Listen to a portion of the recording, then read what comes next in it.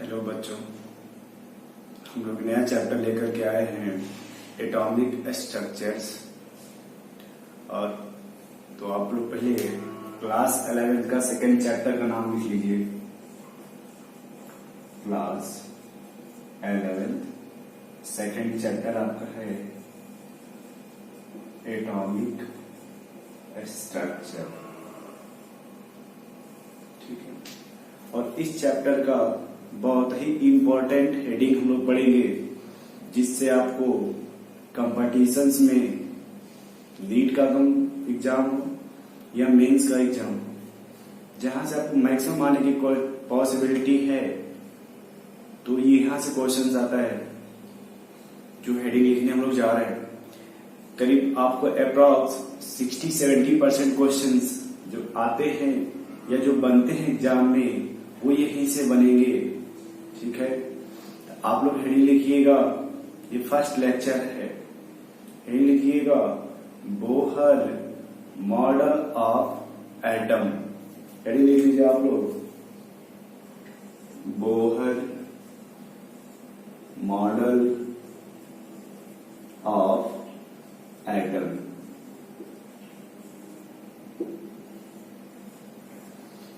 बहुत से बच्चों के ब्रेन में ये भी कंफ्यूजन आ रहा होगा कि सर आपने वो स्टार्टिंग का नहीं पढ़ा है, जैसे थॉमसन मॉडल, एनोड रे, कैथोड रे और रदरफोर्ड मॉडल।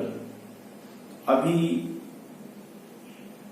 जो आपका सिलेबस है, बोर्ड का सिलेबस, उसमें 30% सिलेबस कम किया गया है कोविड-19 को देखते हुए, क्योंकि बच्चों के पास टाइम कम है, इसलिए कुछ टॉपिक कम किया गया है। जो इम्पोर्टेंट टॉपिक है वो है सिलेबस में, इसलिए हम लोग उस पर फोकस न करते हुए, आपके टाइम को ध्यान में रखते हुए, और जहां भी हम लोगों को रिक्वायरमेंट होगा यदि पीछे के टॉपिक का, तो हम आपको बता भी दिया करेंगे कि भाई यहाँ पे इसका रिक्वायरमेंट है, ये ऐसे ऐसे होता है। तो इसमें लिख लीजिएगा Bohr models.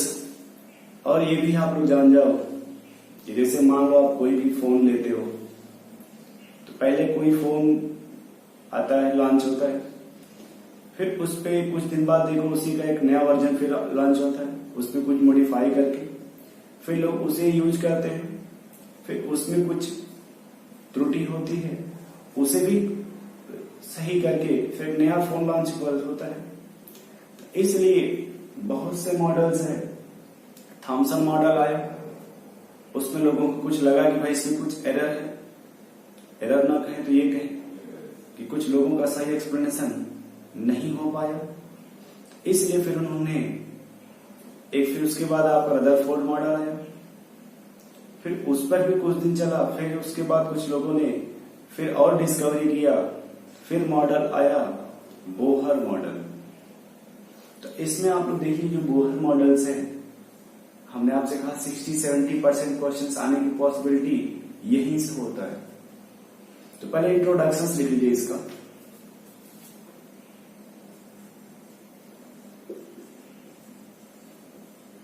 Introduction. Rutherford model में कुछ ड्रॉबैक थे, उन्हीं को दूर करने, उसी ड्रॉबैक को दूर करने के लिए ये मॉडल्स आया। कुछ एक्सप्लेनेशन इन्होंने ऐसा किया जो बोहर नहीं कर सके, सॉरी रदरफोर्ड नहीं कर सके। रदरफोर्ड, ठीक है, चलिए तो इसमें लिख लीजिएगा, पहला इंट्रोडक्शन लिखिए। After the failure of Rutherford model, after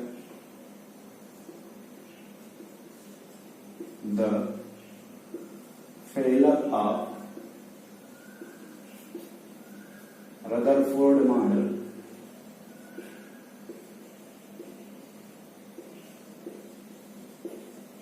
जो बच्चे यूपी बोर्ड वाले हैं वो समझ लीजिएगा फेलर मतलब फेल हो गया। ठीक है, भाई उनको भी ध्यान में रखा जाएगा। After the failure of Rutherford model of atom, Rutherford model of atom, कि जो रदरफोर्ड मॉडल था वो फेल हो गया। ठीक है, फिर यही लिखिएगा यहां से कि Bohr give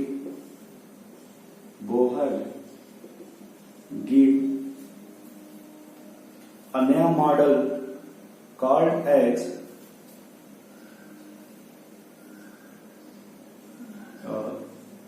new model called as Bohr model of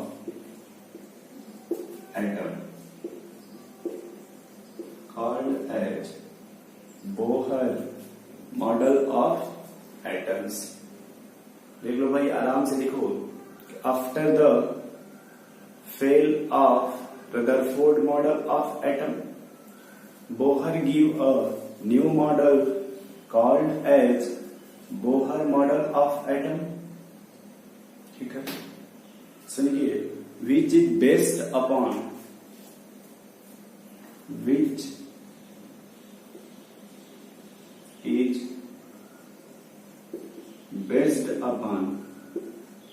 इसका जो बेसिस था classical law of physics, classical law of physics and quantum mechanics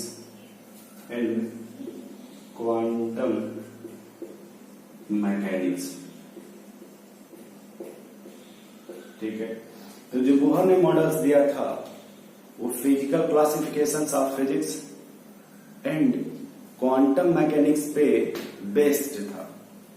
ठीक है, क्वांटम मैकेनिक्स पे बेस्ड था।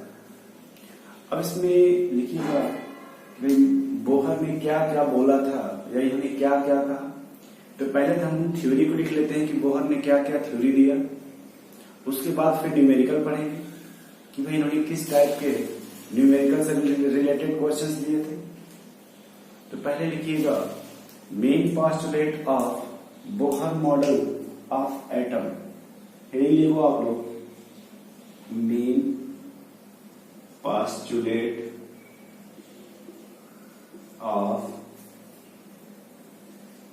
Bohr model of atom. आखिर बोहर ने क्या क्या पोस्टुलेट दिए थे। ठीक है, मीन्स अगर इसको अपने हिंदी भाषा में कहीं यूपी बोर्ड, भाई बोहर ने मेन पोस्टुलेट यानी क्या कहा था एटम के रिस्पेक्ट में। ठीक है, तो पहला लिख लीजिएगा। तो पहला तो उन्होंने देखो बहुत अच्छा वर्ड बताया, जो फर्स्ट पोस्टुलेट था। ठीक है, और ये आप लोग देखो मान के चलो कि हमेशा हर देश में डिस्कवरी होती रहती है, हमेशा नए नए डिस्कवरी होते रहते हैं, इसमें हमेशा नए नए मॉडल आते रहते हैं। बट अभी बोहर चल रहा है, इससे कोई नया मॉडल नहीं आया है। ठीक है, इसमें इसका फर्स्ट पोस्टुलेट लिखिएगा बोहर का, इन्होंने क्या कहा। तो लिखिए atom contain two part, atom contain two part. इन्होंने कहा कि एटम के पास दो पार्ट होता है, first nucleus, second extra nuclear part, extra nuclear part. Bohr's ने कहा एटम के पास दो पार्ट होते, फर्स्ट पार्ट क्या आपका न्यूक्लियस और सेकेंड पार्ट क्या एक्स्ट्रा न्यूक्लियर पार्ट। ठीक है, तो इसमें लिखिएगा न्यूक्लियस को यहां पे बस ऐसे ही ऐसे एरो बनाएंगे, nucleus is present at the centre, nucleus is present at the centre and extranuclear part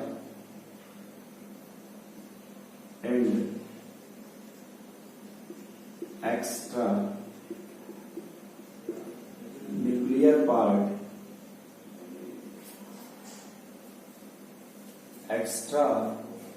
nuclear part which contain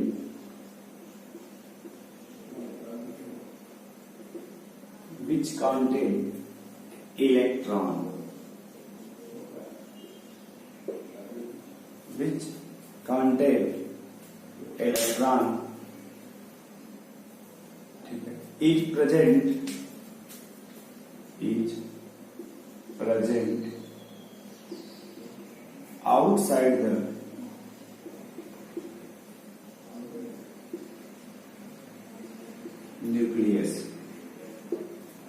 is present outside the nucleus, फिर से देखो इन्होंने कहा फर्स्ट पास्टुलेट में कि कोई भी एटम, जैसे देखो ये एटम है, इसके पास दो पार्ट होगा। फर्स्ट पार्ट है न्यूक्लियस, सेकेंड पार्ट है एक्स्ट्रा न्यूक्लियर पार्ट। तो ये तो फर्स्ट कंफर्म हो गया कि न्यूक्लियस है। और जो एक्स्ट्रा न्यूक्लियर पार्ट है ये आपका इलेक्ट्रॉन हो गया,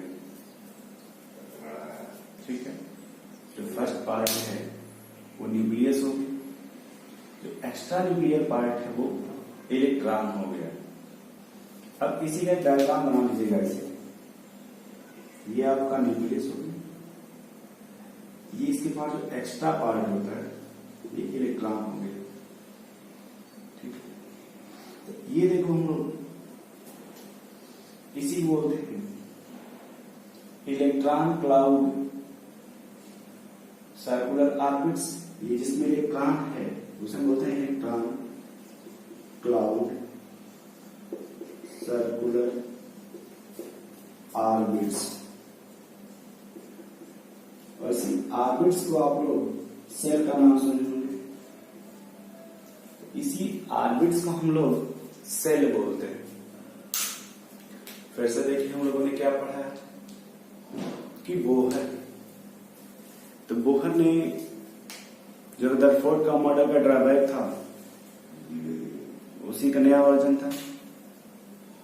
पहला इसमें था कि atom contain two part, first part आपका न्यूक्लियस है, सेकेंड आपका एक्स्ट्रा न्यूक्लियर पार्ट। तो जो न्यूक्लियस होगा, देखो आपने लिखा है atom contain two part, first nucleus, second आपका extra nuclear part. Nucleus is present at the centre and extra nuclear part which contain electron is present outside the nucleus। अब जैसे देखो ये न्यूक्लियस हो गया, ये extra part that is electron, ये आपका न्यूक्लियस हो गया।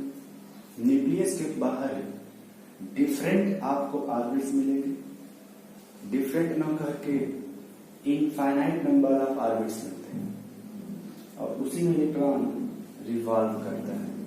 उसी को हम बोलते हैं इलेक्ट्रॉन क्लाउड सर्कुलर ऑर्बिट्स, या उसी को हम बोलते हैं सेल्स। नोट कर लीजिए आप लोग इसको।